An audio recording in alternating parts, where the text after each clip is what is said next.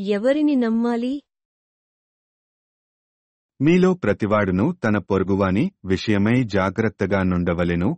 ఏ సహోదరునినైనను నమ్ముకుడి. నిజముగా ప్రతి సహోదరుడును తంత్రగొట్టయి తన సహోదరుని కొంపముంచును. ప్రతి పొరుగువాడును కొండెములు చెప్పుటకై తిరుగులాడుచున్నాడు.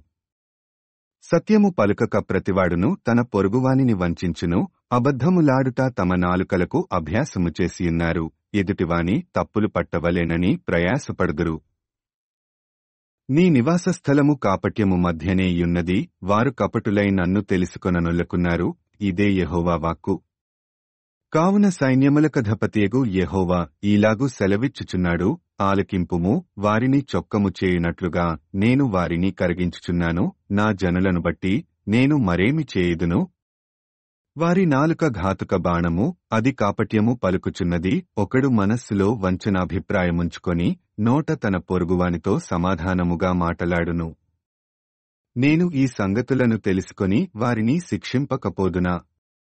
ఇట్టి జనులకు నేను ప్రతి దండన చేయకుందునా? ఇదే యెహోవా వాక్కు.